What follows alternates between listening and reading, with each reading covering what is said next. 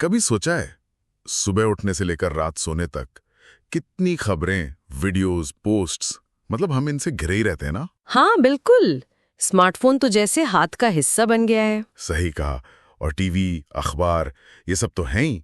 तो आज हम इसी दुनिया में थोड़ी गहराई में उतर रहे हैं। अच्छा, किस दुनिया में? यही जनसंचार और पत्रकारिता वाली दुनिया, जिसे मीडिया स्टडीज भी कहते हैं। हाँ, मीडिया स्टडीज जरूरी विषय है। और पता है, ये सिर्फ उन लोगों के लिए नहीं है जो जर्नलिस्ट बनना चाहते हैं।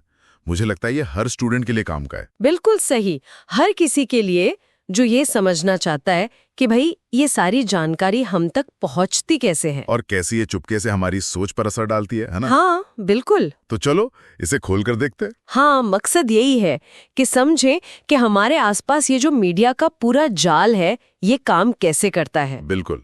देखो, मीडिया स्टडीज का सीधा मतलब है कम्युनिकेशन के जितने भी माध्यम है ना, जैसे अखबार, टीवी, रेडियो, फिर इंटरनेट, वेबसाइट्स, सोशल मीडिया, इन सब का अध्ययन।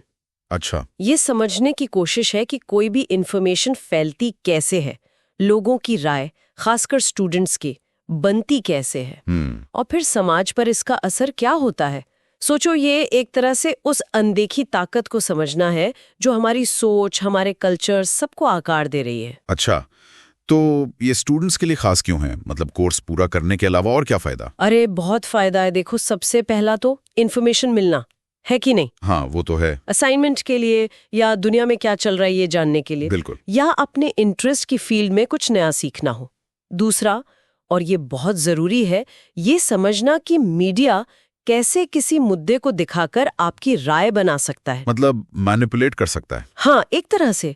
सोचो, कॉलेज इलेक्शंस की कवरेज हो या कोई बड़ा सामाजिक मुद्दा चल रहा हो, मीडिया जिस तरह उसे दिखाता है उससे हमारी सोच बनती बिगड़ती है। यहीं पर वो क्रिटिकल थिंकिंग वाली बात आती होगी। एग्जैक्टली।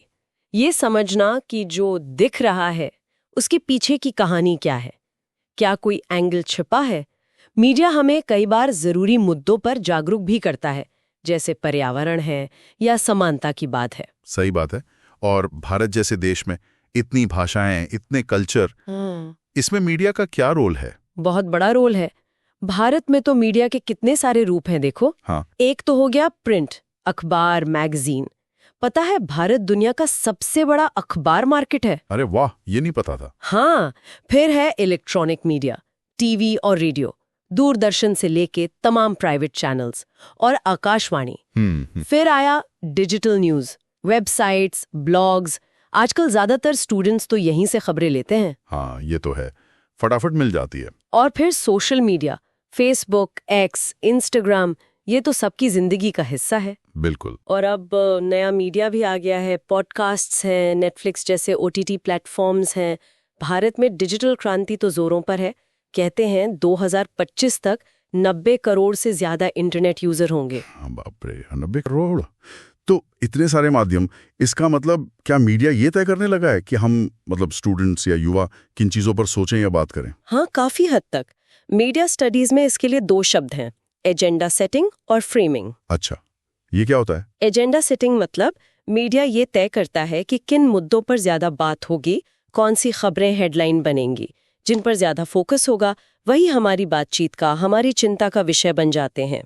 समझ आ रहा है। और फ्रेमिंग? फ्रेमिंग मतलब किसी खबर को पेश कैसे किया जा रहा है, किस नजरिए से, किन शब्दों, किन तस्वीरों का इस्तेमाल करके। अच्छा, जैसे एक ही घटना की 2 अलग-अलग हेडलाइन? बिल्कुल। एक ही घटना को 2 अखबार बिल्कुल अलग तरह से फ्रेम कर सकते हैं। एक शायद उसे पॉजिटिव दिखाए, दूसरा नेगेटिव, और इससे पढ़ने वाले की राय पूरी तरह बदल सकती है। ओह, ये तो काफी पावरफुल चीज है। हाँ, लेकिन फिर इसमें चुनौतियां भी तो होंगी। आजकल वो फेक न्यूज का शोर बहुत मचता है, खासकर व्हाट्सएप पर। बिल्कुल, ये आज के दौर की बहुत बड़ी चुनौती है।